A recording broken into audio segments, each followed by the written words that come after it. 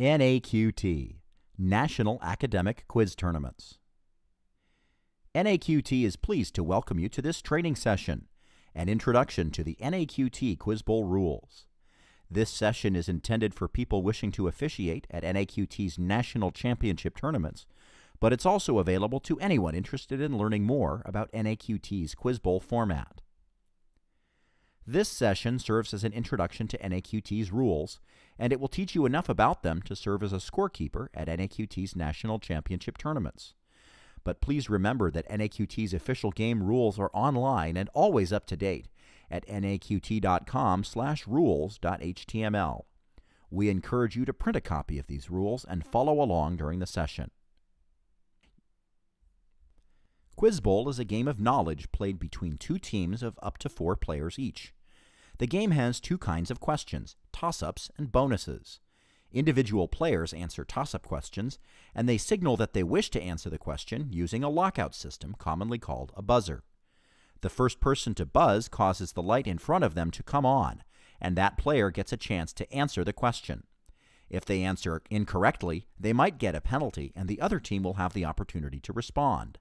If they answer correctly, then they earn their team points and a chance to answer a bonus question where the team works together to try to earn even more points. Then another toss-up question is read, and the pattern repeats for the duration of the game. NAQT Quiz Bowl matches are played between two teams of up to 4 players each.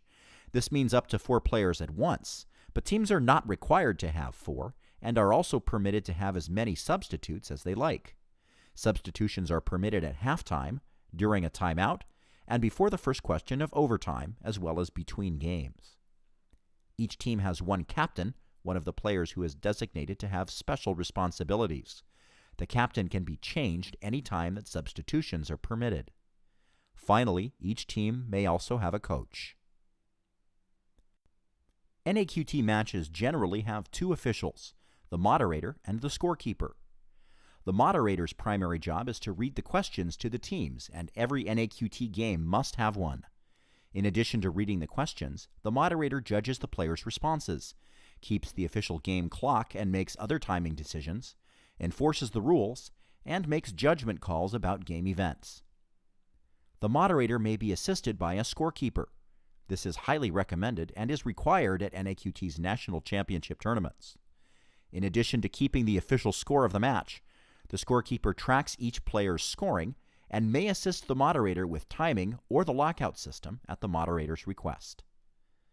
The moderator may also consult the scorekeeper about events during the game, including asking which player signaled, what answer was given by a player, or other times a moderator is seeking information about a game event. If there is a disagreement, the moderator makes the judgment. Finally, additional officials may be assigned to assist the moderator in his or her duties. This is common in late-round playoff matches at national championship tournaments. There are 2 kinds of questions in an NAQT match, toss-ups and bonuses. A toss-up is asked of both teams at once and is answered by individual players with no help from teammates.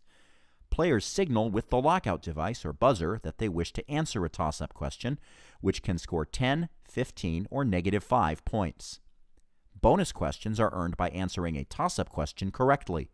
They are read for just one team, who work together to answer several related questions and earn up to 30 points. One toss-up question, and the bonus question that goes with it if one has been earned, is called a cycle. NAQT's games are played on the clock. That is, they have a length defined in time, 9 minutes per half for all middle school and high school play. The moderator or scorekeeper keeps time on whatever timepiece they designate as official. At the beginning of a game or half, the clock starts when the moderator begins reading the first toss-up question. The game ends when second half time is expired or when the final toss-up in the packet has been read, along with a bonus if one has been earned.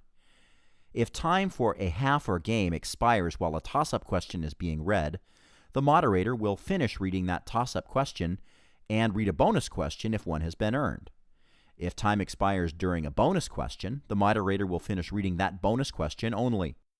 If, however, time expires between the end of a bonus question or of an unanswered toss-up question and the first word of the next toss-up, the half or game is over immediately. In short, when the horn sounds, the moderator will finish reading any toss-up bonus cycle that is currently in progress.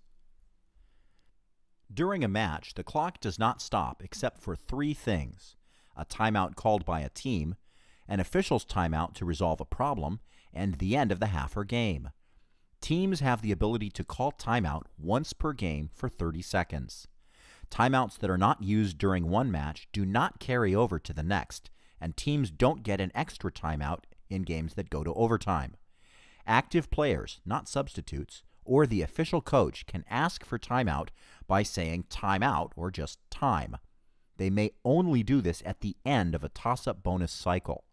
Requests for timeout at the wrong time or requests for a second timeout in one game should be ignored by the officials unless they consider the request to be unsporting, such as a deliberate attempt to waste time or disrupt the match. Every game and every half begins with a toss-up question. These are questions that are read to both teams at the same time and are answered by individual players who signal their intent to answer the question by buzzing on the lockout system. When the moderator finishes reading a toss-up question, players have 3 seconds in which to buzz in.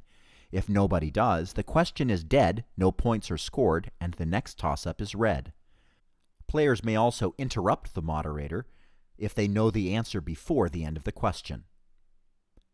When a player signals, the moderator will stop reading the question if needed and recognize the player by looking or pointing at the player or by saying the player's name.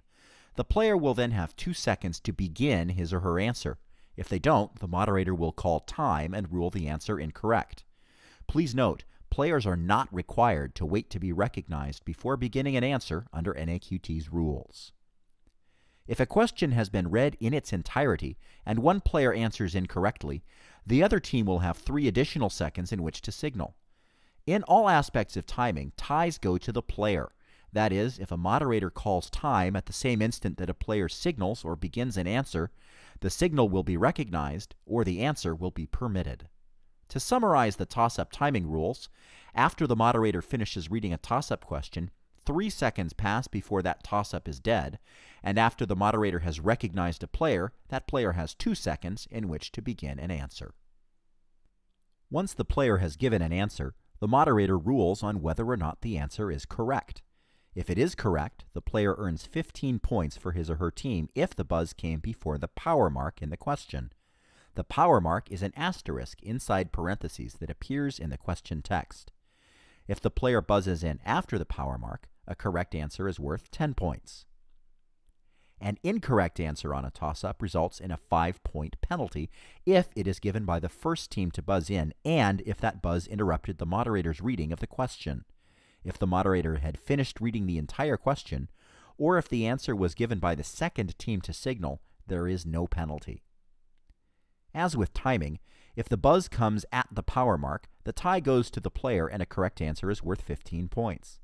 In the example toss-up below, the power mark comes between the words gift to and the words Abraham Lincoln. That means that any buzz right up to the moment the moderator starts to say Abraham, anywhere in the highlighted area with the bolded text, is considered to be before the power mark and earns 15 points for a correct answer. Anything after this point is worth 10 points. The lockout system works by only recognizing the first player to signal. The remaining players are locked out. Only the player who signaled is allowed to give an answer to a toss-up question. If a different player answers the question, what happens depends on which team he or she is on. If the player is a teammate of the player who signaled, this is treated like an incorrect answer given by the player who answered out of turn. This means that his or her teammate who did signal is no longer permitted to give an answer to that question, and a penalty may be assessed if the buzz interrupted the moderator. If, on the other hand, the player is an opponent of the player who signaled, the out-of-turn answer is ignored even if it is correct, and the player who did signal is permitted to answer the question immediately. The team which answered out of turn is ruled incorrect for illegal conferral, and a 5-point penalty is assessed if the buzz interrupted the moderator. Since toss-up questions are tests of individual knowledge, players are not permitted to confer verbally or in any way that indicates what they think the answer might be. Violations of this rule are treated as incorrect answers by the player guilty of the violation. However, nonverbal communication that does not speak to content is permitted. Players may, for example, communicate nonverbally about which player is going to signal after the other team has answered incorrectly. Bonus questions are a set of multiple questions related to a single topic, together worth a total of 30 points. Teams earn bonus questions by answering toss-up questions correctly, and they answer them by working together. Players can and should confer with each other to come up with the right answer. It is recommended, though not required, that the captain speak for the team by giving the team's answer or by designating another player to do so. However, the first answer that is clearly directed at the moderator will be considered to be the team's answer. If more than one answer is clearly directed at the moderator, he or she will ask the captain to answer for the team. A team has 5 seconds to answer each part of a bonus question. After 4 seconds, the moderator will prompt the captain for an answer, and the captain must begin the answer or designate another player immediately. Teams can only answer one part, the part being read, at any one time. They may interrupt the moderator to answer the current part, but the moderator will stop reading at that point. Teams are permitted to pass the current part or all remaining parts of a bonus question. If a single part of a bonus question asks for multiple answers, for example, if the team must name all 3 parts of a trilogy, the answers must be given continuously. If the player stops talking for 1 second, the answer is considered complete. If the score is tied at the end of the second half, the winner is decided with overtime questions. Overtime consists of 3 toss-up questions read with the clock stopped. There are no bonus questions in overtime, but the toss-ups are scored normally, including powers and interrupt penalties. If the score is still tied after those 3 questions, the moderator will read toss-up questions until the score changes. Any change in score, a power for 15, a correct answer for 10, or an interrupt penalty for -5, will end the game. Overtime questions come from the game packet if any remain. If not, extra questions should be obtained from the control room. For an answer to score points, it must be both accurate or correct and precise or unambiguous. If a player gives an answer that is accurate but ambiguous, that is, more information is required to uniquely identify the correct answer, that player should be prompted to provide additional information. For example, if the correct answer is Theodore Roosevelt, but the player answers Roosevelt, that player should be prompted. 2 additional seconds are permitted for a player or team to begin an answer after being prompted. Moderators should generally accept the first answer given to them unless additional words immediately modify that answer. An answer of Wilson, Jones, will be evaluated as Wilson, but an answer of Wilson James will be evaluated as James Wilson. A player may alter his or her answer up until they complete a substantive word that is incorrect. For example, if the answer is The Hound of the Baskervilles, but the player responds with A Study in Scarlet, the answer is incorrect and may not be fixed as soon as the player completes the word study. The correct answer and known acceptable alternates are provided to the officials on the answer line in the packet. The minimum required information to be considered correct is underlined. Guidance is provided on possible answers that should or should not be prompted. Officials should follow this guidance and make sure that teams are aware of protest procedure if there is a concern with the provided answer line. In this example, the correct answer is Kent State shooting. The minimum answer underlined is Kent State, and the instructions say to accept answers similar to Kent State shooting. This would include Kent State massacre, National Guard violence at Kent State, and so on. This instruction says to prompt on May 4 massacre. In this toss-up, the correct answer is Duke University, but an answer of Duke meets the minimum required information and should be accepted. The instructions here specifically say not to prompt on the answer Blue Devils. Finally, NAQT maintains a set of correctness guidelines to cover some more specific situations. Please take the time to read these guidelines at naqt.com/correctness-guidelines.html. Whether you're a player, a coach, a game official, a parent, or just interested in our game, Quiz Bowl information of all kinds is available on our website. For rules and score sheets, tournament schedules, practice questions, and resources for running your own Quiz Bowl tournament, please visit us at naqt.com. Thank you for taking the time to learn about the rules of NAQT Quiz Bowl. We appreciate your interest in and dedication to our game, and we hope to see you at one of our national championship tournaments very soon.